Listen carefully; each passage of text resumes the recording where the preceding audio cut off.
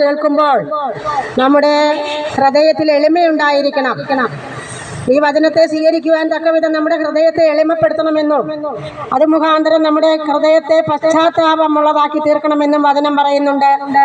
പ്രവാചകന്മാരിലൂടെ നമ്മുടെ രക്ഷയ്ക്ക് വേണ്ടി നമുക്ക് നൽകി തന്നിരിക്കുന്ന ഈ ജീവസന്ദേശം നമ്മുടെ ഹൃദയത്തിൽ നമ്മൾ സ്വീകരിക്കുമ്പോൾ നിശ്ചയമായും അത് അനുഗ്രഹമായി തീരുമെന്നാണ് വചനം നമ്മെ വീണ്ടും വീണ്ടും നമ്മളോട് ആവർത്തിച്ച് പറയുന്നത്.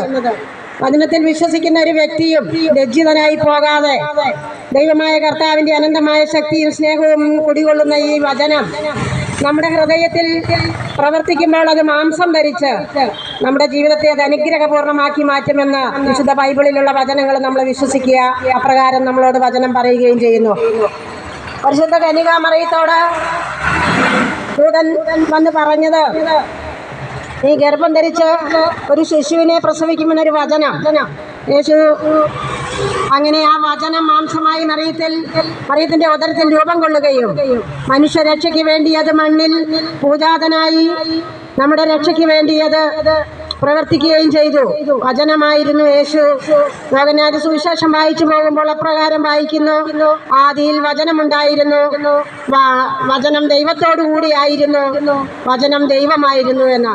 അപ്പോൾ വിശുദ്ധ ബൈബിളിനെ നിസ്സാരമായി തള്ളിക്കളയാതെ കേവലം ഒരു പുസ്തകമായി മാത്രം കാണാതെ, പ്രിയപ്പെട്ടവർ, ഈ ലോകത്തിൽ കാണുന്ന മറ്റനേകം ഗ്രന്ഥങ്ങളെ പോലെ നിസ്സാരവും ഒരു പുസ്തകമായി കാണാതെ വിശുദ്ധ ബൈബിളിനെ ജീവനുള്ള ദൈവത്തിന്റെ ആവാസമുള്ള ദൈവം വസിക്കുന്ന ജീവിക്കുന്ന ദൈവം വസിക്കുന്ന ഒരു പുസ്തകമായി ഇതിനെ കാണുമ്പോൾ ഇതിന്റെ വചനങ്ങള് നമ്മൾ അപ്രകാരം വിശുദ്ധിയോടും ഭയഭക്തി ബഹുമാനങ്ങളോടും കൂടി ഇതിനെ സ്വീകരിക്കുകയും വായിക്കുകയും മനസ്സിലാക്കുകയും ഒക്കെ ചെയ്യുമ്പോൾ ദൈവമായ കർത്താവിന്റെ ആത്മാവ് നമ്മുടെ ഹൃദയത്തെ രൂപാന്തരപ്പെടുത്തുകയും പരിശുദ്ധാത്മാവിന്റെ ആ ഒരു സാന്നിധ്യം നമ്മുടെ ഹൃദയത്തിൽ വന്ന് നിറയുകയും നമ്മുടെ ജീവിതത്തിന്റെ പ്രയാസങ്ങളെയും പ്രശ്നങ്ങളെയും മാറ്റിമറിക്കുവാൻ തക്കവിധം അത് നമ്മളിൽ മാംസം ധരിക്കുകയും വചനം നമ്മളിൽ വളരുകയും നമ്മളെ ദൈവഹിതപ്രകാരം വളർത്തുവാൻ തക്കവിധം നമ്മുടെ ഹൃദയമാകുന്ന വയലുകളിലെ ഈ വചനം വിതയ്ക്കപ്പെടുമ്പോൾ അത് 100 മേനിയും